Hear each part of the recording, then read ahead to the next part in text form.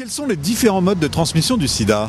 Alors, c'est par les relations sexuelles, de la mère à l'enfant, je crois par les moustiques aussi. Les rapports sexuels, la drogue avec la seringue. Donc déjà les seringues, non, il me semble, donc le sang, et non pas la salive, enfin le sang seulement. La sexualité, tout ce qui est seringue, tout ce qui est par le sang. Il y a les piqûres de moustiques, ça, par le sang, les diffusions du sang.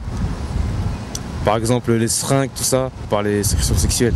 Par exemple transfusion, seringue, etc. Après il y a tout ce qui est sexuellement transmissible, donc là ça va être tout ce qui va être liquide séminal, sperme et tout ça. Les rapports sexuels, quand on se pique, les seringues médicales. Et vous pensez-vous être suffisamment sérieuse dans vos relations? Pas assez peut-être. Manque d'informations. Parce que je pense qu'on n'est pas assez informés, les gens négligent beaucoup cette maladie alors qu'elle est vraiment dangereuse. Avant tout, je fais le dépistage. Donc déjà, comme ça, je sais.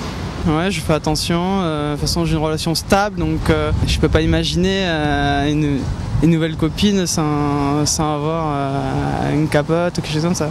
Enfin, il suffit d'une fois pour être contaminé et c'est dommage. C'est parce que ça peut être grave, ça peut gâcher une vie, donc je pense qu'il faut faire attention, mais je comprends que parfois on laisse tomber. Puis il y en a qui pensent que justement le préservatif, voilà, ça empêche le sida, mais bon, il y a des préservatifs qui se craquent. Voilà, il faut plus de précautions. Je pense que le préservatif, c'est pas la seule solution pour lutter contre le sida. Ça, c'est un peu banalisé parce qu'on en parle plus. On est plus au courant. Je veux dire, aujourd'hui, on sait qu'on peut vivre avec, même si c'est très contraignant. On n'est pas forcément condamné, donc je pense que c'est un côté un peu plus banal, mais dans l'esprit des gens, c'est toujours quelque chose d'un peu à part. Je trouve que c'est une maladie un peu à part.